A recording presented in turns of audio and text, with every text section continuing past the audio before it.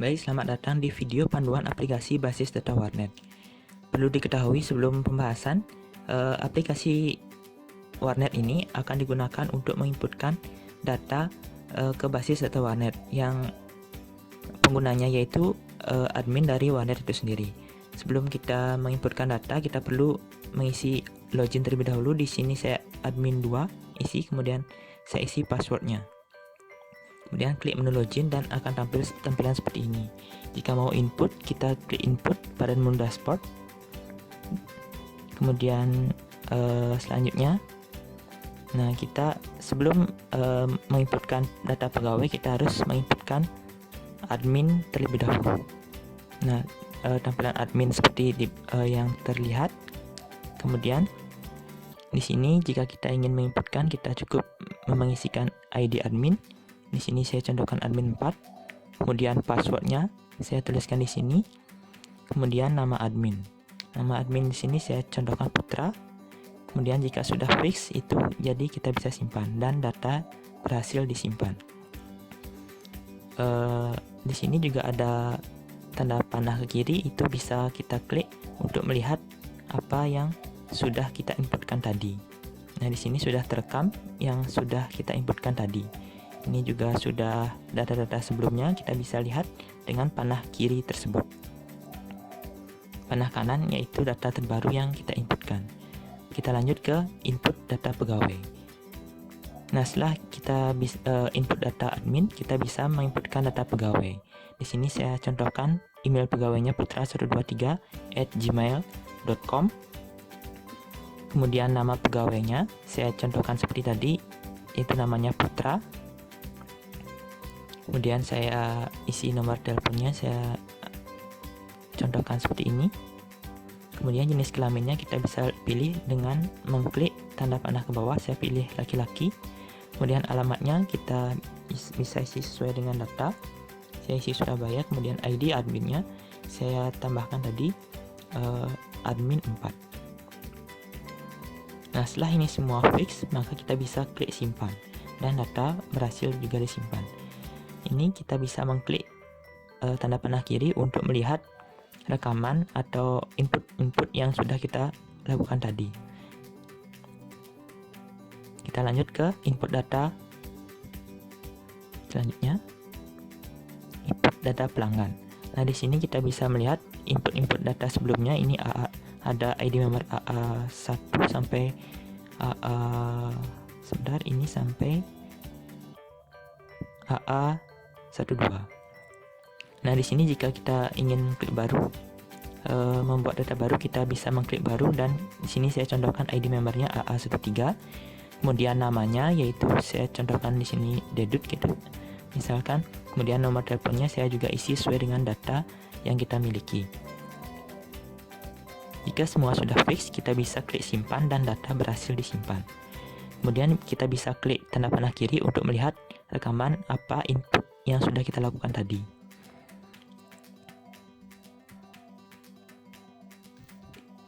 Oke, kita akan lanjut menuju ke input layanan. Nah, input layanan ini kita bisa lihat di sini sementara ada input ID layanan dari 1 sampai kemudian sebentar, ini 1 sampai 4 sebenarnya.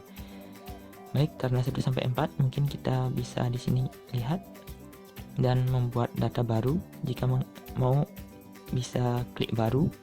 Kemudian di sini saya contohkan ID layanan 5. Kemudian nama layanannya sebentar. Kira-kira contoh nama layanannya apa? Di sini saya contohkan pulsa gitu saja ya, sebagai contoh. Kemudian satuannya saya isikan seperti contohnya mungkin 1 gitu saja. Saya contohkan satuannya 1. Kemudian tarifnya di sini saya contohkan tarifnya 2000 untuk tarif pembelian pulsa. Jika sudah, kita simpan dan data berhasil disimpan. Kita klik kiri untuk melihat input yang sudah kita lakukan tadi. Dan klik kanan untuk melihat input yang terbaru. Kita menuju ke input komputer. Di sini ada input komputer dari nomor komputer 1 sampai dan seterusnya di sini sampai nomor komputer 11. Jika kita ingin menambah, kita klik baru, kemudian di nomor komputer kita isikan contoh ini 12 nomor komputernya, kemudian contoh namanya saya isikan Acer mungkin. Kemudian selanjutnya di tarifnya saya isi sebentar. Sebagai contoh saja, ini kalau Acer, saya nama komputernya Acer. Kemudian tarifnya saya isi di sini. Seperti contoh mungkin tarifnya itu 2000. Kemudian satuannya saya diisi sini. Mungkin 2 jam mungkin atau 1. Nah, 1 di sini saya berhasil simpan. Dan jika ingin melihat, kita cukup klik tanda panah ke kiri. Kita lanjut ke input data transaksi. Nah, di sini ada beberapa data transaksi yang sudah tertera. Mungkin ada ID transaksi 8100 dan seterusnya. Sini ada 811 dan seterusnya. Ini sampai 8110. Jika kita ingin menambah, kita klik baru dan kita inputkan ID transaksi. Mungkin di sini saya contohkan 811. Kemudian email pegawainya kita bisa pilih dengan tanda panah ke bawah. ID membernya juga bisa kita pilih dengan klik panah ke bawah, dan tanggal transaksi kita cukup klik icon kalender dan kita masukkan tanggalnya. Jenis transaksi juga kita bisa pilih. Di sini saya contohkan menyewa. Kemudian jika sudah fix, kita simpan dan data berhasil disimpan. Nah, kurang lebih seperti itu. Dan ya, di sini perlu saya garis bawahi bahwa di sini juga ada icon hapus, itu untuk menghapus data-data yang sudah kita inputkan sebelumnya jika ada suatu kesalahan. Kita masuk ke input transaksi persewaan. Di sini saya contohkan, bisa kita pilih dengan klik tanda panah ke bawah, misalkan 8104. Nomor komputernya saya misalkan yang tadi di input, yaitu yang 12 dengan nama Acer. Kemudian waktunya saya contohkan di sini misalkan mungkin 2 jam. Saya klik 2, kemudian jika sudah fix kita simpan dan data berhasil disimpan. Oke, kita lanjut. Jika ingin melihat lagi, kita klik tanda panah kiri. Dan kurang lebih seperti itu untuk input data. Untuk data panah kanan kita bisa melihat data yang terbaru yang kita inputkan. Di sini saya contohkan misalkan 8111, kemudian ID layanannya sebentar, ini 811. Klik tanda panah ke bawah, kita bisa klik 8111, kemudian ID layanannya kita juga bisa klik ketik. Misalnya saya contoh ketik, kemudian jumlah barangnya kita bisa contohkan 10. Ini jika sudah fix kita simpan.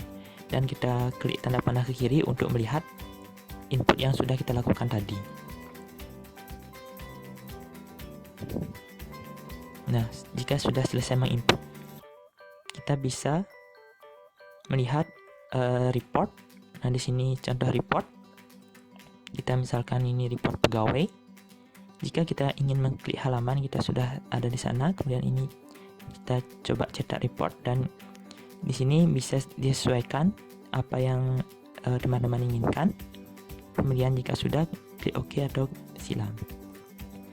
Ini contoh dari jika kita ingin cetak report, kita bisa klik cetak report. Kemudian kita lanjut ke report layanan. Ini kurang lebih sama ya. Untuk lihat halaman, kita bisa mengklik lihat halaman dan page 1 of 1 seperti itu. Jadi cetak report juga seperti ini, sesuaikan dengan keinginan. Dan Excel juga seperti ini, sesuaikan dengan keinginan. Kemudian kita contohkan ini report. Selanjutnya report komputer. Ini report komputer yang sudah tertera sesuai dengan kita inputkan. Kemudian jika kita cetak report juga sama caranya, seperti itu, disesuaikan sesuai dengan keperluan. Kemudian kita lihat di sini juga ada mungkin laporan persewaan, transaksi. Kemudian ini report persewaan. Ini misalkan cetak report dan pindah ke Excel juga bisa. Cukup klik icon Excel tadi. Nah, di sini ada report pembelian juga sama. Jika kita cetak, klik cetak akan muncul seperti itu, dan import Excel juga akan disesuaikan dengan kebutuhan. Nah, kurang lebih seperti itu. Di sini kita, jika sudah selesai, kita bisa klik logout. Dan di sini juga akan ditambahkan. Di sini juga nanti rencananya akan ditambahkan menu help. Nah, di dalam menu help itu akan dilampirkan berupa file CHM, di mana di sana teman-teman nanti bisa melihat user manualnya, baik itu siapa penggunanya, baik itu tujuan dari aplikasi maupun tutorial-tutorial cara penggunaan dari aplikasi itu sendiri. Nah, di sana teman-teman bisa mengklik cara menggunakan. Di sana akan disajikan mengenai tata cara step by step dengan berupa tulisan. Kemudian selain itu di sana juga teman-teman bisa mengklik video tutorial agar teman-teman bisa melihat video tutorial yang telah kami buat. Mungkin cukup sekian yang dapat saya sampaikan. Mungkin cukup sekian yang dapat kami sampaikan mengenai video panduan aplikasi. Semoga video panduan aplikasi ini bisa membantu teman-teman untuk memahami dan menjalankan dari aplikasi Owner itu sendiri. Cukup sekian dari kami, terima kasih. Mohon maaf apabila ada kesalahan dalam pengucapan.